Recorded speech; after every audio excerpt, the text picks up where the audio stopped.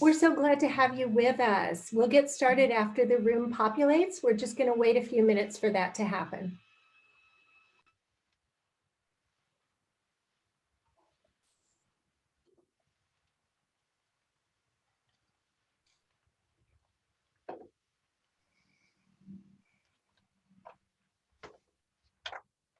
Jan, I think you can go ahead and get started. Great, everyone. So welcome. This is the first edition of the Equal Access Book Club. The publication of the first edition of the Guide to Assisting Students with Disabilities, Equal Access in Health Science and Professional Education in 2015 turned out to be a very helpful guide to all of those who are working with students with disabilities in health science and professional education. But doesn't 2015 seem like a lifetime ago? Since then, so much more has been written about students with disabilities, accommodations, and ways of thinking about disability as part of diversity. Moreover, under the leadership of such organizations like AHEAD and the Coalition for Disability Access in Health Science Education, communities of disability resource professionals were able to learn from each other. The publication of this second edition, now named Equal Access for Students with Disabilities, the Guide for Health Science and Professional Education, builds upon the first edition while being informed of the tremendous amount of thinking, writing, and research that has emerged over the past few years. So again, this is the first of 11 monthly meetings to cover the main chapters in the Equal Access book. And it's an exciting and new way to dive into this book and to learn from each other. John McGough and I co-wrote the first chapter in the first edition, as well in the revised edition. I might mention under the superb eyes, and more importantly, the astute comments and corrections of our editors, Lisa Meeks, Neera Jain, and Elisa Laird. There really is nothing better than good editors. The premise of this chapter in the book is somewhat similar to that page you might see at the beginning when you read a play. There's usually a list of characters or a dramatis personae page or characters of the drama. And we all know there are a lot of characters in the drama that's on campus. So we wanted to explore the various people and offices a student with a disability might encounter on campus, in which people or groups on campus could be helpful to our students that they might not even be aware of. Our aim was to set the stage for thinking broadly about working with students with disabilities and to think about how various stakeholders on campus can learn about disability resource professionals and how they can help students. Well, Joe, since you mentioned the dramatis personae, the characters of the drama, we might as well introduce ourselves since we've been talking for a while. Well, it's a very good point. I'm Joe. And I'm Nicole. And that was very simple. Maybe too simple. True. I'm Nicole Taylor, and I'm an associate professor of clinical anesthesiology and the assistant dean of student affairs at Wake Forest School of Medicine. My career was impacted when I was diagnosed with multiple sclerosis 11 years ago, and I shifted my clinical efforts into education, advocacy, and career advising through my role as the associate residency program director for anesthesiology and the assistant dean. So I got involved in disabilities work when I was the associate dean of student affairs at Weill Cornell Medical College. Prior to that, my background was as a psychiatrist who worked at our hospital's HIV/AIDS clinic for 10 years. And then I was a medical student educator running our medical school's first year doctoring course. As an associate dean of student affairs, disability services was one of my many jobs within that purview, and it was completely new to me. And I had a crash course in this with some mentoring from Lisa Meeks, with members of the coalition, with a particularly fantastic listserv that the coalition runs, and with my then colleague at Cornell University, Kathy Fahey, who has since moved on to University of Chicago. And I will say Cornell's loss is truly Chicago's gain with Kathy Fahey. As we mentioned earlier, the second edition of the book, Equal Access for Students with Disabilities, would not exist without the fantastic editors, Lisa Meeks, Neera Jain, and Elisa Laird. And there are many who have contributed to this book, and we are really grateful for all the authors who are listed here on this slide. Also, the Equal Access Book Club series would not exist without the support of several key groups. AHEAD, the Association on Higher Education and Disability, in particular for their assistance in the Zoom platform, has just been invaluable. The Coalition, designated interpreters who are doing the captioning today, and Springer Publications, the publisher. And we are grateful for their support of this novel way to explore the second edition of Equal Access for Students with Disabilities. So thinking back to our pre-COVID era, we might have typically thought of a book club as a group of people gathered in one location with some snacks, appetizers, small plate tapas, desserts, and more, and usually some interesting beverages, sometimes to help liven up the conversation. We defer the choice of food and beverage to you, but we do want to encourage everyone to be civil and respectful, and mostly encourage participation and support for each other as we navigate the multiple perspectives of our audience so we can learn from one another and grow as a community. As moderators, our goal is to pose some questions based on the first chapter of the book, Know Your Campus Resources, and to facilitate a discussion. So the added characters in this drama are all of you. The best way to engage in this discussion on Zoom is by using the raise hand function. If you do that, we can then unmute you to speak. Another option is to post a comment in the chat function. Questions to the moderators can be placed in the Q&A feature as well. We would love to hear from as many who are comfortable joining in and sharing their thoughts, their experiences, and their wisdom. So why don't we practice? Let's start off with a question. Today is actually Martin Luther King's birthday, January 15th. We celebrate the holiday on Monday. Is there anyone in the audience whose birthday is in January? If so, and if you're willing to say hello to us, raise your hand and we will call on you and unmute you for you to say hello and for us to wish you a happy birthday.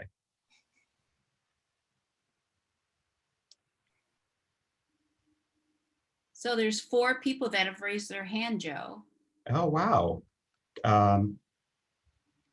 Is it Rana Nash? I'm going to allow you to talk if you'd be willing to say hello.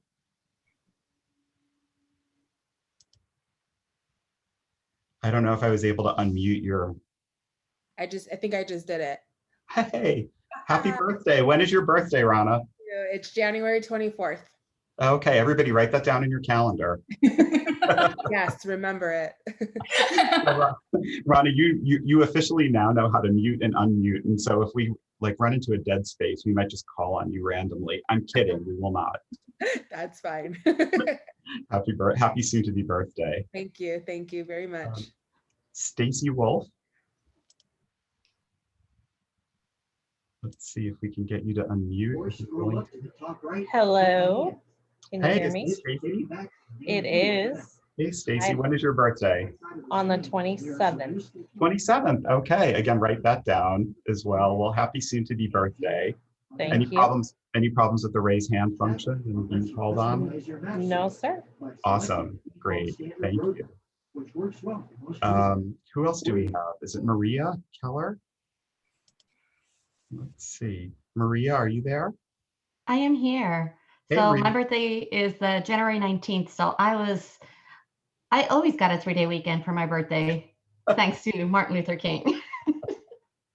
That's wonderful, wonderful. Well, happy soon to be birthday. Thank you. Were there any other? Was it 3 of them? Yeah. All right, so that's the main way to communicate with us if you're willing to do that, because really, this is not a lecture, this is a discussion group, it's a book club. And so we really want to just be able to call on as many people as possible. The other way you could participate is through the chat function, and you could post a comment to everyone if you want to do that rather than raise your hand. The only downside of that would be that there might be a bit of a time delay for us reading them and picking that up, but you're welcome to do that. And if you have a specific question for any of the moderators or any problems or anything, you can contact us directly through the Q&A section and we'll be able to see that. All right, well, I think we're ready to start. Okay, so we came here for a book club, so let's have a book club. So I'm doing this from my home office, so let's pretend we're in my living room, sitting around in the pre-6 foot apart era, sipping beverages and snacking on a nice mixture of potlucks, appetizers, and desserts. And we're ready to discuss the book. So we have some prompting questions like you see on your screen right here. So as you hear or read the question, take another few sips of your beverage and think about how this applies to you and your campus. So disability resource professionals work collaboratively with other offices on the campus to ensure full and equal access for students with disabilities. To ensure appropriate referrals and collaboration across offices, describe the specific roles of the following offices in supporting the work of the Disability Office regarding health science or professional programs. So these would be like the ADA Section 504 Coordinator, EEO Office, Title IX Coordinator, Risk Management, and General Counsel Office. So thanks, Nicole, for framing this. So let's put this out to our book club members. What interface with these offices have you had when working with students with disabilities? And feel free to raise your hand and we will call. Cindy Poor raised her hand. Let's see. For some reason, the hand raising doesn't go to the top for me. Let me see. Who was the one who raised the hand, Jan? Or would you be able to unmute them? Cindy Poor Parisi. Jan, that Cindy may have raised her hand accidentally and put it down immediately. Cindy, if that's not the case, if you could re-raise your hand, it would be great. If it was just an error, we're all set. She raised her. Ah, there she is. Hey, Cindy. Hi. So I interface often with Title IX. Our Title IX coordinator happens to be my supervisor. And we talk often in regards to folks that she comes across that report incidents that may need disability support. Because there's a lot of crossover between disability and issues that surround Title IX. We also run into just the reverse, where I have students referred to me who are pregnant and not necessarily disabled, who I refer back to the Title IX coordinator, who then helps to implement any accommodations that may be needed for that person. So it sounds like you have a nice relationship, mainly because it's your supervisor, so it's pretty close. That's great. Yes. And one of the things I forgot to mention is if people are comfortable saying where they're working or where they work at, what school. Cindy? Sure, I'm Director for Disability Services for Rutgers Biomedical and Health Sciences Schools. Fantastic. Nice to meet you. Thank you. Others with Title IX or other offices that they've had encounters with? Let's see. Brian Hilbert. Let's see, Brian, are you able to speak? Can everyone hear me? Yeah. Okay, very good. So I work with all of those offices on at least a monthly basis. So I'm the director of the Disability Resource Center at the University of Nevada, Las Vegas. We have a whole plethora of health science programs, including a medical school, PT, OT, etc. And I think the way that we work with them, so actually I don't know that we have an assigned 504 coordinator, but I work with our EEO office because we will often staff issues where somebody is in a dual role as a student and as an employee, and we'll say, okay, which pieces of this accommodation are best handled by my office on almost the student side, which aspects of these accommodations are best handled by the EEO folks on the employee side, and so a lot of times it's that joint discussion and then figuring out who's going to handle what. I have talked to risk management, though not in a regular basis. A lot of times when things come up that might be risk oriented, it's a discussion between my office, my institution, and a clinical placement site. So we're often just having discussions with the folks at the site. What's appropriate? What are your concerns? This is what we feel needs to happen, and then figuring out how to get that done. And then general counsel, like I said, I work with them at least on a monthly basis to either make sure that we're not out of compliance or addressing various concerns. That's fantastic. So you have a presence really with all of these different groups for multiple different functions. It looks like Maria Keller. How about your experience? It's very similar to the gentleman speaking. I mean, my role, I'm the Associate Director for the Student Disability Resource Center at the University of California, Riverside. So we have education programs on the spectrum, including our medical education program. So yeah, even for the 504 coordinator, we have a standing meeting that's biweekly just to check in. But more specifically to the medical school students, and we often consult with the Title IX, risk management, and counsel is available on demand, and not just the university general counsel, but that is the one that's assigned to the medical school. So we have a very good working and supportive relationship.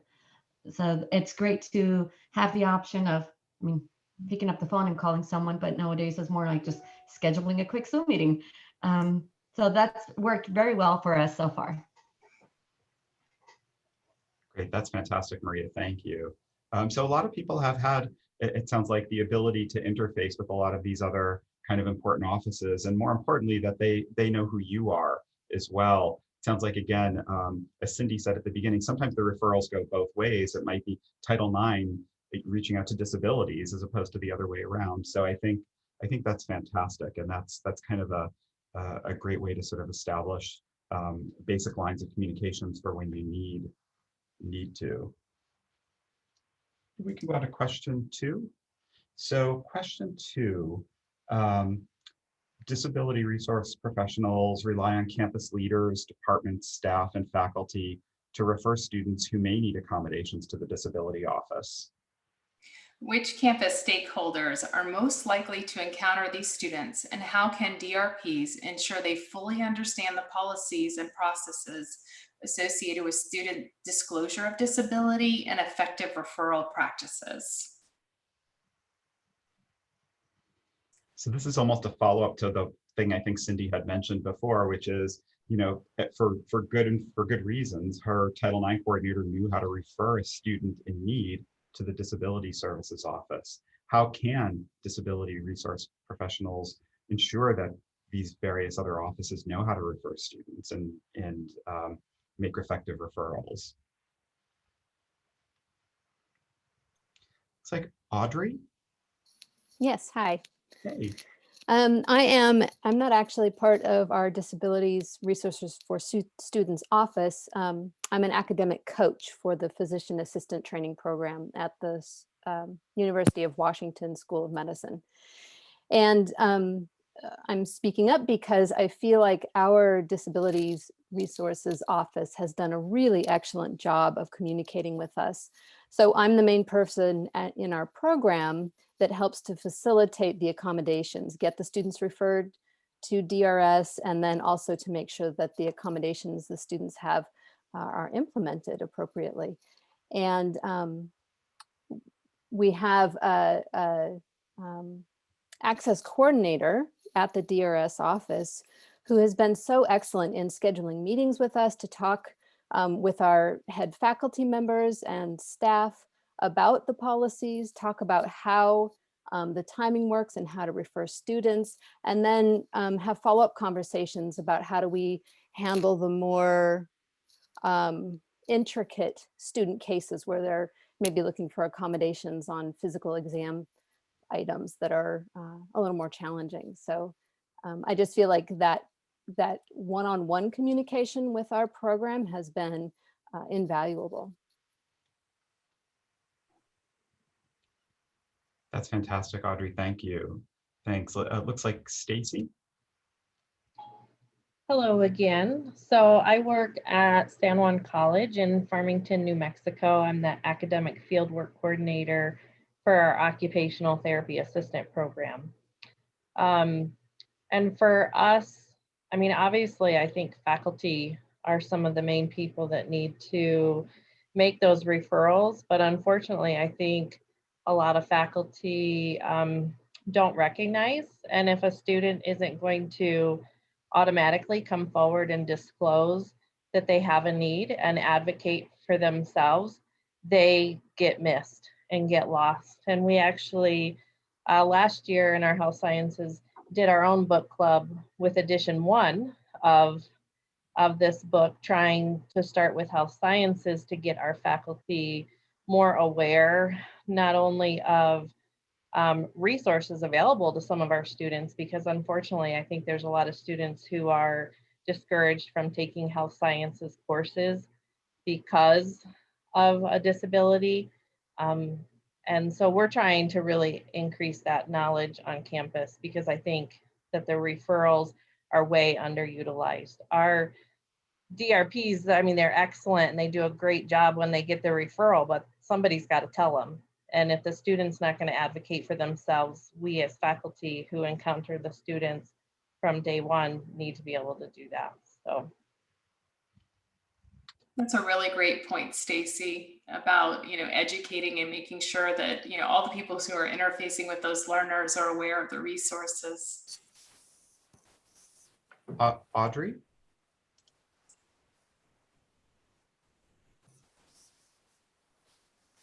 See, I don't know, Audrey. I already spoke.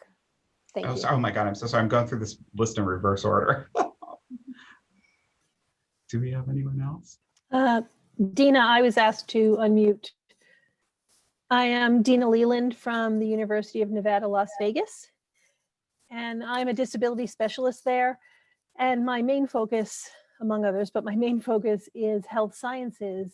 And one of the things I do and the office does is we reach out to all of the health science departments and we give presentations specifically to the health science faculty and to the new students coming in, so that they can understand the role of the Disability Resource Center with the faculty. We help them understand how to best work with students who may have a disability, what is appropriate to have a conversation about, what might not be appropriate, how to refer students.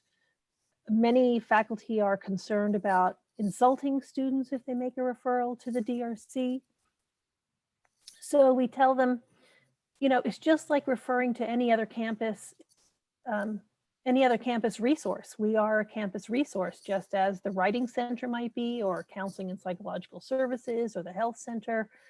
And it's often difficult for students to make a self-referral to the DRC because health science can be so competitive and they feel like they might be looked upon as less than. So we help them understand that. And we do get a lot of referrals after our presentations, self-referrals, and then we also get a lot of referrals from faculty, not only after our presentations, but throughout the semester.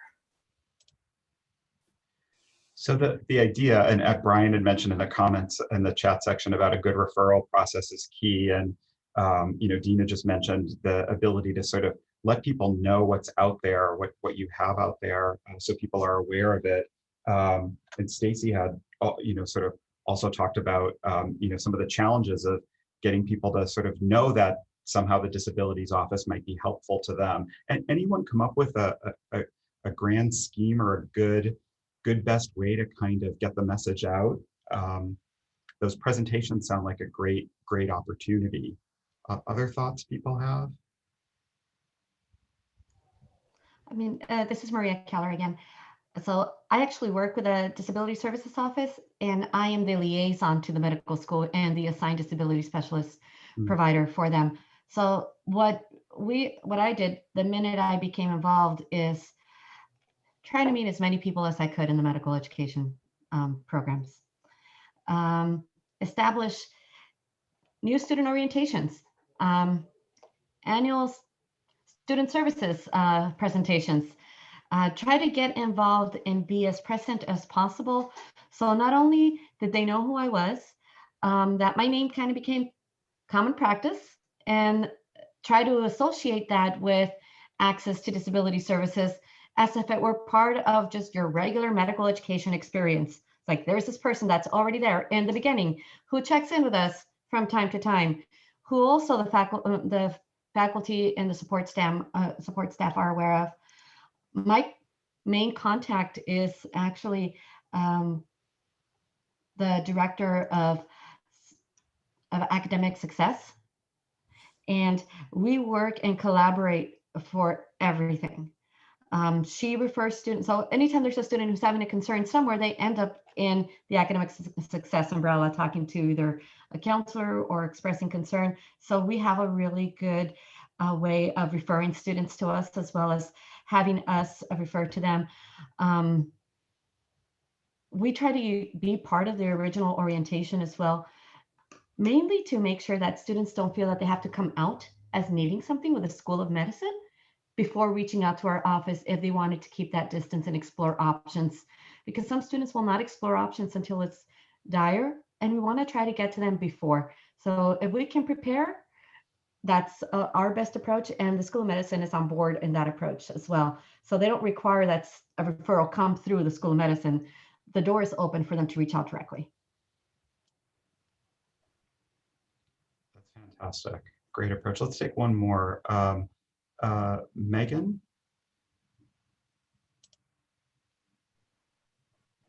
Hi, I'm Megan Matthews, and I'm one of the access coordinators at DRS at University of Washington, Seattle, and just transitioned into the role overseeing health sciences. So Audrey, thanks so much for the kind compliments. That was really encouraging to hear. But I was going to say, for our office, I feel like a lot of departments know about us, but one of the things that I've seen, particularly with health sciences that was just mentioned, is making sure information about us is provided in the admissions materials, in the orientation materials, when students are first getting connected with programs and getting all the information, and just making sure that they're aware of what we do and who we are. And one of the things that I'm starting to do this year, it's been a little challenging being in a remote setting, but showing up to orientation, showing up to trainings that they have for faculty, and just doing presentations on how to even recommend us to students, and kind of using that sandwich approach that you may have heard of before, of not just assuming a student has a disability or asking them point blank, but providing other resources to support offices on campus and having our office be part of it. And I think the other key is knowing who your person is or your contact is, because then if you are referring, having a name to mention, or even being able to send an email directly to me to connect with a student is really helpful. But I do agree that we can only do so much. At the end of the day, the student still has to take it upon themselves to be willing to disclose or to come connect with us and meet. But I have found that a lot of the students who get connected with our office are told about us early on when they get into the program, and it's talked about in a normalized way by faculty, by their advisors, by their mentors, as just a great resource to even just do a consult with us. It doesn't mean they have to get accommodations right away. But I found that really helpful. And I think the more that DRS offices can get out in front of faculty and advisors and department chairs and do those presentations, it really helps them feel more comfortable in talking about who we are and what we do, and they understand it better, which I think in turn serves our students better too. Great, some fantastic ideas, and there's a few other ones on the chat. I'd encourage you guys, if you have a chance, to look at the chat discussion as well. But that's great. Thank you all. I will say the one in my work in student affairs that it echoes so much of what you guys have said, that there, for many people, there is a stigma about going to see someone about disabilities. And the closest analogy I can give to it is that there's there's sometimes a stigma about financial aid. And the way I look at it is that if you have questions about how you're paying for medical school, or you don't know how it's going to be 3 years from now, or you have unexpected expenses or something else comes up, you want to talk to someone who knows money and who just knows the logistics and can kind of help you think aloud about it. And that's what a disability resource professional is, if you're struggling in any of these specific ways. And so to kind of normalize it that way, that anyone can go and see that person, you may have the need for it. So thank you all very much. Some great ideas. Should we move on to question 3? Yeah, Joe, what a great discussion we're having here tonight. So question 3, when a student with a disability experiences academic challenges, the DRP must evaluate whether accommodations are addressing the disability-related barriers faced by the student. At the same time, it is important to recognize that providing appropriate accommodations does not guarantee academic success. So in addition to appropriate accommodations, what other offices and programs are available on your campus to further support a student's academic success? You guys have already mentioned a few of them that you've had interactions with, and we've even heard the words learning specialist a few times today already. So, but feel free to raise your hand and share. What are some offices, programs that are on your campus that you have found can really help support a student? How about we start with Barb Statfield?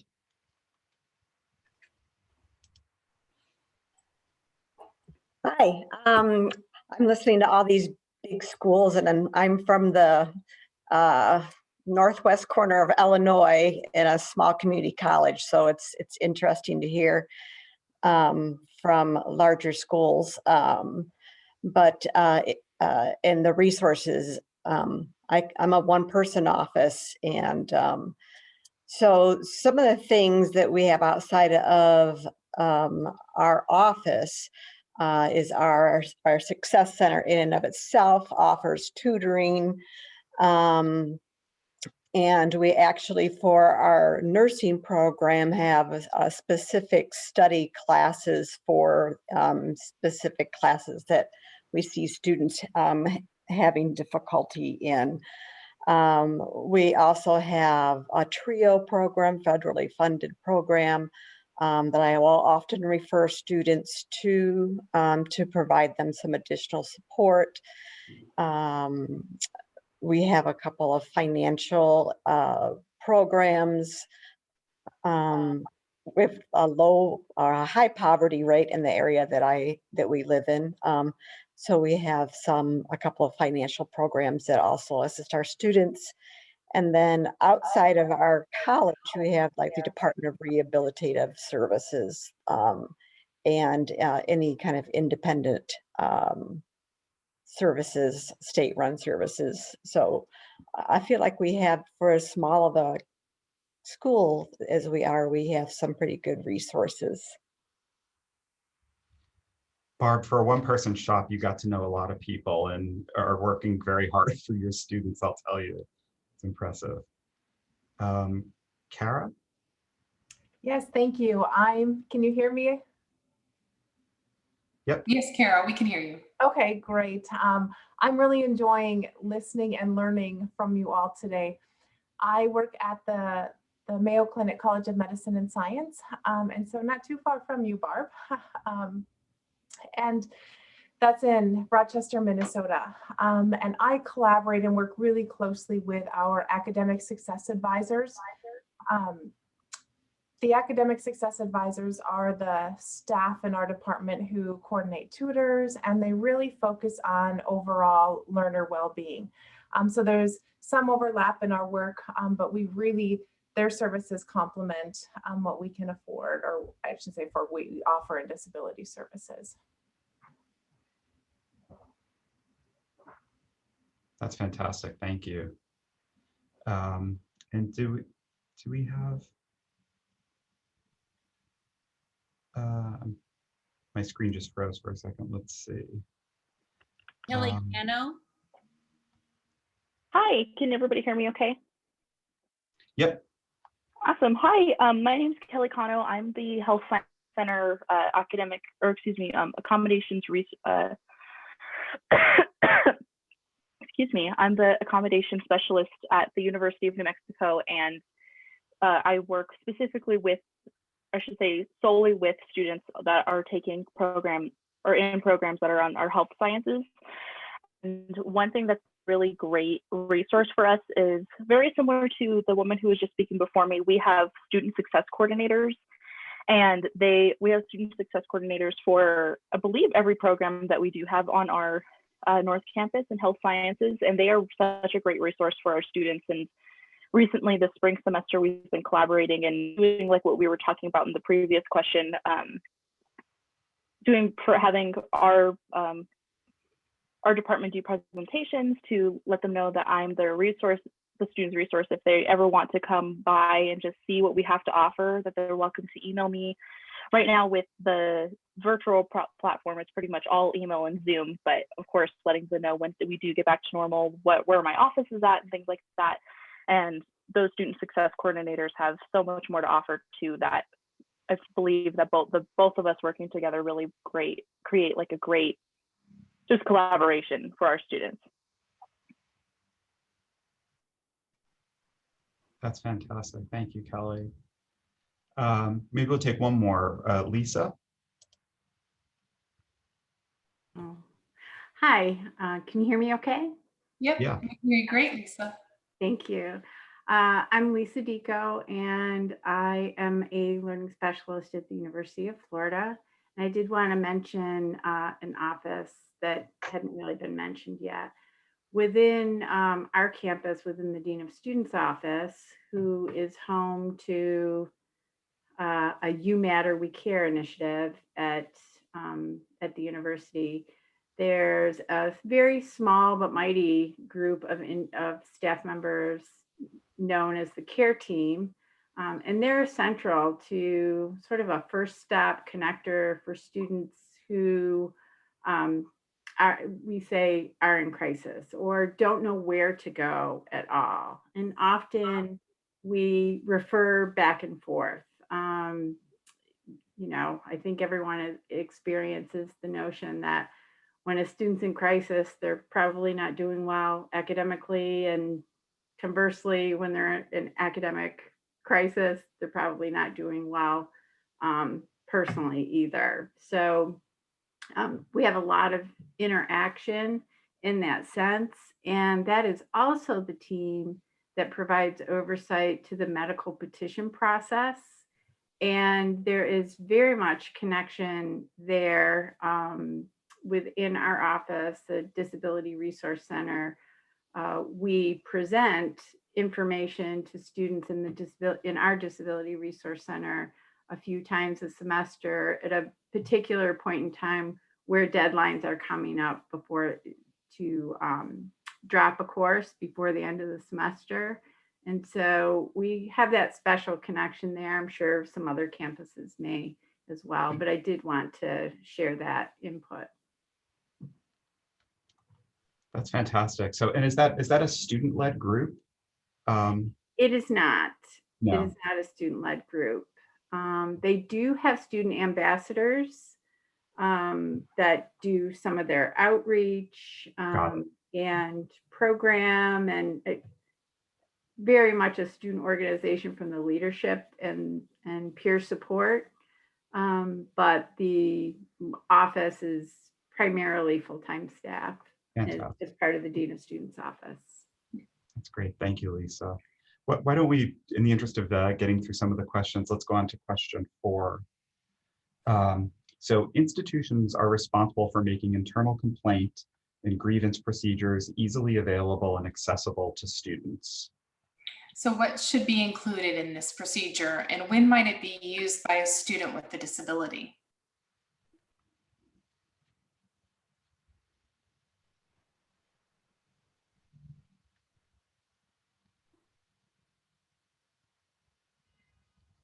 Any thoughts or people willing to share how on your campus you're able to make this information available for students?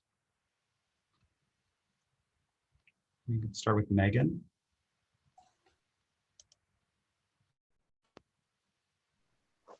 Sorry, can you all hear me?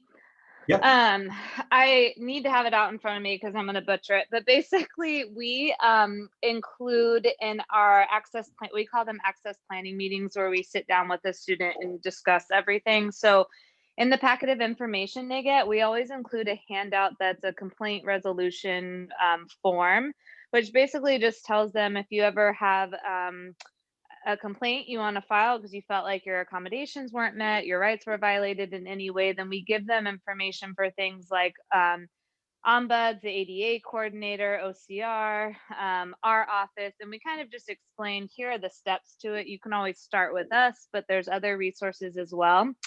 And then additionally, when we are providing, say, a no to a student because their request is being denied, we always send them a reconsideration process, which says, if you feel like you want to file an appeal, here's the steps. And so we outline it for them in writing. We give them, here's how many days you have, here's what the process looks like. So we spell it out for them and include the link that goes to our website where that's listed for them. So that's part of our process that we do it. One is when we initially meet with them, and then anytime we give them a no, or we're going to do something different, if there's pushback with that, we just always include that information as well. And it includes who they will be meeting with, who it goes to next. So in our situation, it would go up to our director, and then from there, what's the next level up, and lets them know what to expect for a timeline for each step. Great. So you have it out there and a lot of clarity about what the process is, and at multiple points. Maria? Megan. No, the next one I was going to call on is Maria. Okay. Okay, so Sorry it's about very that. similar. Can you guys Go hear ahead, me? Maria. Okay. The process is similar. It's almost, we do the intake, we provide the resources, and we talk about what happens if something does not work out. Our grievance process is directly stated on our website, but more specifically, because of the sensitivity and how many medical students, and I work with PhD students as well, there's a lot of peer relationships in there that can turn into professional relationships, and professional relationships that can later turn on to peer relationships. So we have a really good contact with the Ombuds office. So that's usually a good place for students who want to discuss their grievances go to, because they want to start there, having an impartial, completely confidential conversation. And we work as a team to help them navigate the resources on campus. And I mean, of course, there's on our grievance process, we have everything from the Ombuds office to different student services directors to how to file an OCR complaint. But we want to provide them the opportunity to have that confidential conversation, even if they want to step away from our office first to go through the Ombuds, so they have full control of the process. That's fantastic. So, Megan had outlined sort of the process of notifying at the beginning and then letters. Maria, you guys do something similar, but you also sort of alert people to this sort of within the campus, but independent ear, who can then turn into a voice, the Ombuds office. And it sounds like you may have had some good success with that. That's Should great. we continue to question 5, Joe? Yeah, let's move on.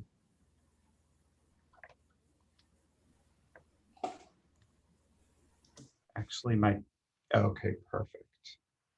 So let's continue. To effectively support students, DRP should be fully aware of the school's policies on academic standing. What are your institutions or your individual programs' policies on academic probation, suspension, and dismissal?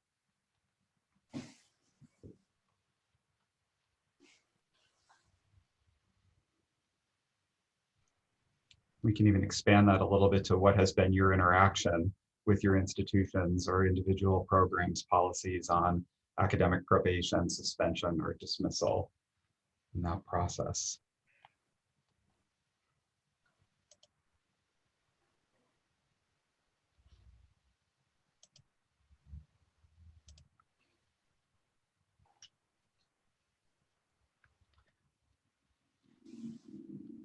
Audrey? Hi, this is Audrey again at the University of Washington. I'm physician assistant program. Thanks. We have a pretty clear procedure that happens that the students become aware of in orientation week when we publish the student handbook, and then have a quiz and review in person with the students, the handbook. And so there's a couple of reasons a student might be placed on academic warning or academic probation. And they tend to go into the categories of either academic challenge, like they're not performing academically, or professionalism, if they're doing things either in the classroom or in clinic that are unprofessional. And so for either one, there's a process of evaluating the student, letting the student know that that we're noticing some problems, working with them to try and build a plan to improve what, if it's behavior or academics, to improve that. And then as far as academics go, there's a clear line. If they score at a certain level, then they're automatically put onto academic warning, which is not a permanent mark. It's cleared as soon as the student passes the quarter and moves on to the next quarter. And then as far as the professionalism goes, we have policies in place that require the behavior to be noticed, that the student, we talk with the student, we try to come up with a plan for improvement. We wait, we see if it's been improved. We have another follow-up discussion, and this all needs to be documented. And then if the student is still not improving their professional behavior, then it goes to the Student Progress Committee. And in both cases, academics or professionalism, the student goes to the Student Progress Committee for review. And it's actually very rare that we have a student that goes in from academic warning into academic probation, but that definitely would go through an official vote by the Student Progress Committee. And our committee is made up of site directors at our campuses, faculty, both clinical and didactic. And then we have certain staff members on that are non-voting members that just bring information. As an academic coach for our program, I am one of the members, non-voting members of the SPC. But that's all outlined so the students become aware. And then we actually have meetings where we talk with the students to help them become even more aware of this whole flow and process. I'm not sure that we've made that information clearly available to our Disability Resources for Students office. So that would be interesting to look into. The theme, though, of getting it out there, making it clear so people know what it is, because sometimes these read like, 18th century constitutional language in some of the policies that I've read in some handbooks. So the clearer, the simpler, the more straightforward, it sort of helps the student know kind of what the process is. That's great, and the fact that you're able to sit on one of the committees is also good. Terry? Yeah, I have more of a question, is that I am aware of the policies, and the different programs have policies regarding probation, suspension, and dismissal.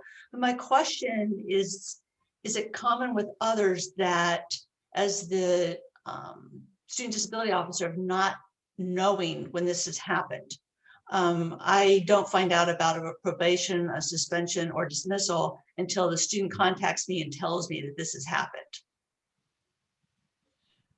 Is that common in other places? Yeah, let's put that out to the group. Anyone want to comment on that? Common that the disability resource professional may be the last to know. Let's see. Christine? Yeah, I'm the director of disability services at ICON. And sometimes I joke that disability services is often the last to know. This comes up when students take a scholarly year, they go for a degree at another school, they go out on a medical leave, and also if there's some kind of academic or professionalism difficulty. So the two ways that I usually find out, if a student contacts me directly, or sometimes what'll happen is in the process of going before the committees and going through the process, they will raise with the committee that they have a disability and that they have not yet registered with the disability office. And then sometimes I get contacted by the Dean of Student Affairs. And then the question becomes kind of, where are they in the process? What was the issue? Is the disability a potential factor in the decision making? And you know, me kind of getting inserted into the process to help make decisions about where we go, how we go forward. So I was kind of curious along the same lines, if other people get called in at that late juncture when a student is already in the process of going before a committee for dismissal, and then they raise the issue of disability. This is Cindy at Rutgers. That's exactly what my comment was going to be. That's when we get notified a lot of times. The student is already at the point where they're in academic or professionalism disability issues. And that is when they decide it's time to disclose a disability. And I work with several schools, medical, dental, and other health sciences professional schools. And the different schools all have a different way of handling those types of things. So it's very interesting how the different schools approach it. But a lot of times that's the point where disability services will learn of a student's difficulty. Let's ask Megan. Let's see, Megan Seamers. I don't know if I can get you unmuted.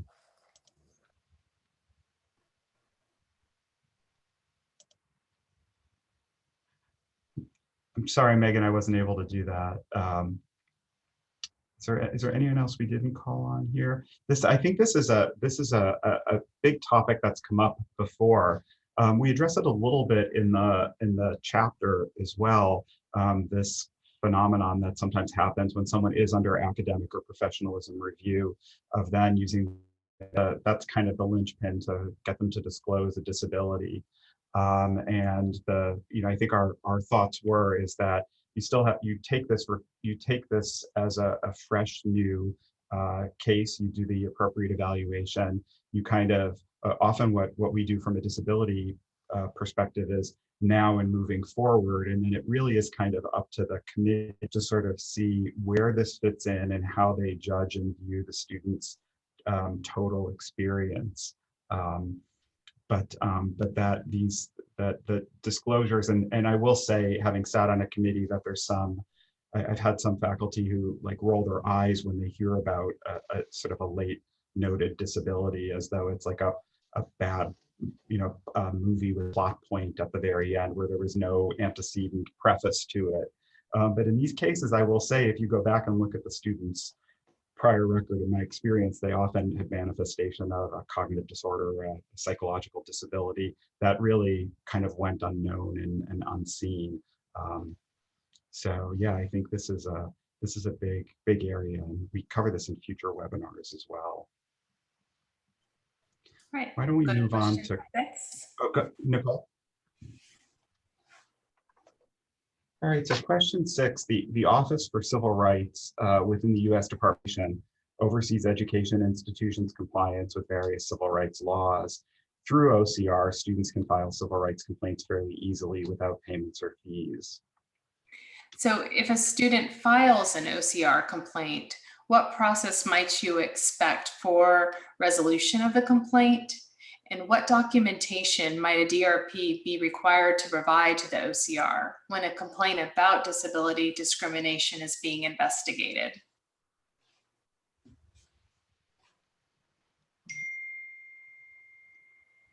So as you guys think about this question, just if you've had experience with OCR or just your knowledge of the OCR process, what are kind of the key things that a DRP might have to provide?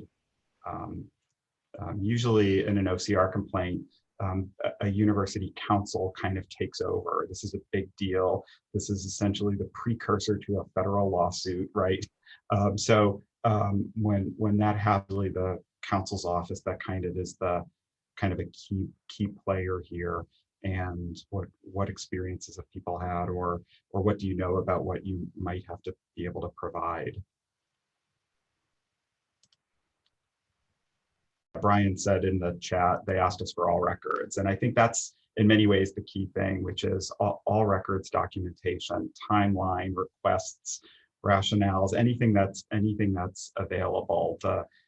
Really, the University Council needs all of that information to be able to sort of understand the school's thought process during all of this, and then to be able to sort of work with the Office of Civil Rights and whether this is going to be a negotiated thing, whether this is going to be one of the many different paths an OCR complaint can take. But, you know, good documentation that you're able to then share. And sometimes it requires like going back to your calendar and finding out when the initial appointment was and things like that. But the ability to get as much of that information so that the council is able to sort of understand kind of the school's process and thinking.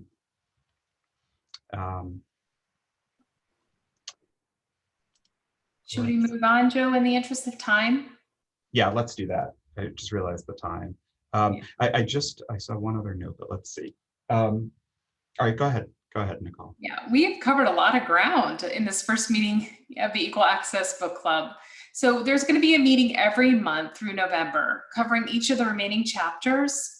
So you might have even gotten to us from today from this website here. Feel free to just jot down the Guidebook Club as the suffix for the bit.ly address.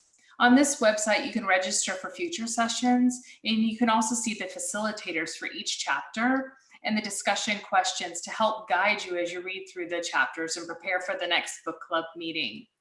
More importantly, you can use these questions if you decide to have your own equal access book club on your campus or with your colleagues, like Stacy had mentioned in her comment earlier. You can also get a copy of the new edition through the Springer Publishers website with the discount code found on the registration page. And we do want to remind you that proceeds from the sale of this edition, like the last edition, go to the Coalition for Disability Access and Health Science Education. And I know that the proceeds go there because I never received a check and I co-wrote this chapter in both. So the proceeds are going somewhere, and I think it's the Coalition. We just really want to express our gratitude for this wonderful discussion that you all participated in. We realize that it's getting late and you've had a lot of opportunity to field the questions. So on the next slide, we're going to provide you with some resources that might be able to get some of your questions that may be remaining answered. So here are some of those resources that might be helpful. The AAMC, these webinars that were done in conjunction with the Coalition, the UCSF faculty training videos on the UCSF site, and the Docs with Disabilities podcasts are fantastic ways of exploring many of the aspects of things we've talked about. We also want to remind you that we have a lot of topics to cover in 2021 in this Equal Access Book Club series. Next month, we cover Chapter 2, Disability Law and the Process for Determining Whether a Student has a Disability, and that will be facilitated by Lisa Meeks and Charlotte O'Connor. Future topics include technical standards, the process for determining accommodations in the lab, didactic and clinical settings, the process of requesting accommodations on exams, certification, licensing, and board exams, assistive technology and electronic access in the digital age, professionalism in communicating about disabilities and accommodations, working through some of these complex scenarios, and debunking myths and addressing legitimate concerns, and finally, do's and don'ts for working with a student with disabilities. So we look forward to seeing you and hearing from you in the next month's Equal Access Book Club, Friday, February 19th at 4 o'clock. And make sure to register as spots are limited. So we will see you all then, and take care. And thank you so much for joining us this afternoon or evening.